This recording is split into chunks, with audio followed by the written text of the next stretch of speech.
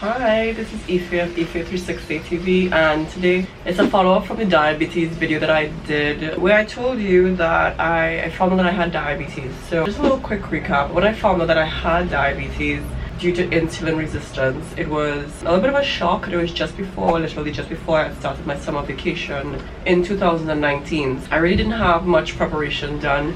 My Chinese doctor, who told me that I am diabetic, I used to be pre-diabetic, when she told me, well, you have diabetes, based on my numbers, she said that I should go on metformin. A lot of you might know by now I don't really take too much medicine, things like metformin, especially when I found out and I read that the metformin is something that your body becomes dependent on. I tried my best to not take it. A lot of you left quite a few suggestions under my video, and excellent suggestions, by the way. You said I should drink more cinnamon water. It just so happened that, I mean, even though I was traveling quite a bit this summer, when I posted the video, I think I was on my way to Greece, so I was able to pick up quite a bit of cinnamon, and I tried the cinnamon water. It is so good, it's so delicious. It tastes sweet, but it's not. It's just literally cinnamon that I boiled in water, and I just drink it up. But I was already taking moringa as well. I don't think anyone mentioned moringa, but moringa is actually really good with regard to maintaining blood sugar levels as well. So moringa was something that I picked up along the way while I was traveling. I picked up some in Serbia. Surprisingly, you know where I can find moringa, and which is actually, they're trying to ban it, is Brazil. They're trying to make it seem like, oh, we don't have enough information on this for y'all to be going ahead and using moringa. Yeah, I'm not even going to go into that. Well, I'm back in China now, so I'm back on my iodine. I carried iodine with me, but I didn't really take it as a supplement or anything. I just had it there. Apple cider vinegar. Now, I tried my best to find it while I was traveling. It was so difficult to find. The apple cider vinegar with the mother in it, so hard to find. But apple cider vinegar is excellent for dropping your blood sugar levels as well.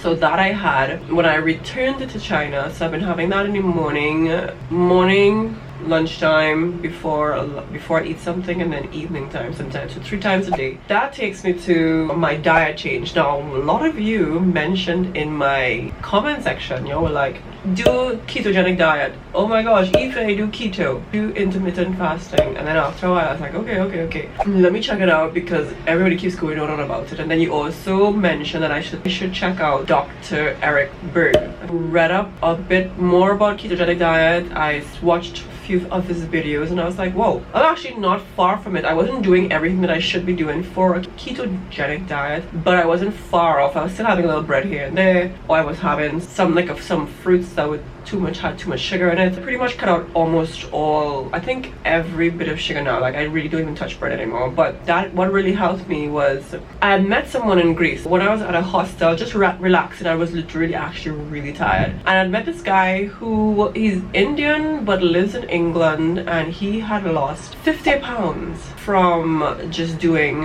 ketogenic and intermittent fasting. Not 50 pounds, my bad, 50 kilograms from just doing a ketogenic diet and an intermittent fasting. Within 9 months he literally lost a whole person, like 50 kilograms, I'm telling you. And I was just chatting with him. So at first, honestly, we were just chatting because he's a chef from India living in England, working at a hotel, and we were just chatting about food, all his favorite foods from different places in the world. I think it was about 4 of us. We were just talking to him, and somehow he got onto his diet. He just, by the way, mentioned that he lost 50 kilograms. I'm like, what? He just started to say, yeah, I do a ketogenic diet. It's high fat, low carb. He was like, yeah, he told me some of the things that he ate every day. He ate a lot of meats. He ate a lot of avocados and a lot of high fat, healthy foods. And he ate like almost no carbs whatsoever.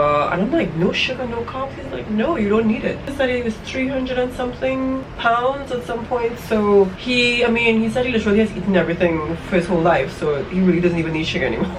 He was hilarious, but pretty cool guy. The other thing too that he was telling me was that he actually was high risk diabetic. He wasn't just high, he was just like off the charts diabetic. And he told his doctor, just give me a month or 2 and let me see if I can bring my numbers down. And he did that at first before he even started losing much weight, and he did that doing the ketogenic diet and doing intermittent fasting. Intermittent fasting, he just doesn't eat for 16 hours a day or so, and then eats for about 8 hours a day, or depending, I mean, everybody does it at different times. Some people eat 4 hours, don't eat for 20 hours. It was just really interesting talking to him, and while I was chatting with him, I think he also had high cholesterol too, so he didn't even know anything about me with regards to my situation, and I was just pummeling him with questions, asking him how he was doing it, why he was doing it, and the results he had gotten, and how things had changed. And he didn't have diabetes anymore, he didn't have high cholesterol anymore, like all the things that the doctor said he needed medication for, tons of medication for, he didn't need it anymore, he didn't have to go on it, and he was able to change his health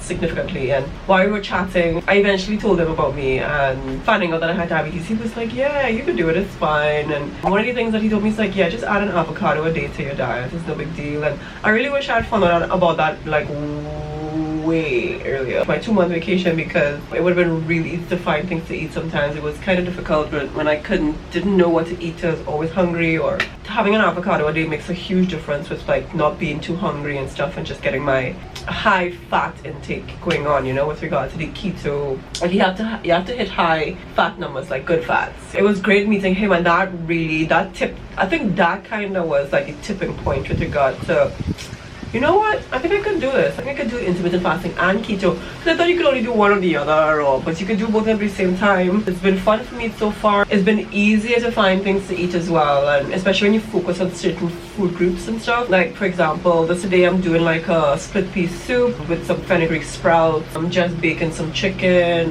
This morning I had yogurt with some flaxseed and avocado, which was really nice. I actually still don't think I'm eating enough food yet, but I just returned to China about a few days ago, and I'm still trying to restock my fridge. That's going well so far, and I just wanted to come on quickly and give you guys a quick update on how things are going. If you have any questions on how I am even doing this, how I'm coping. Oh, I'm not even finished.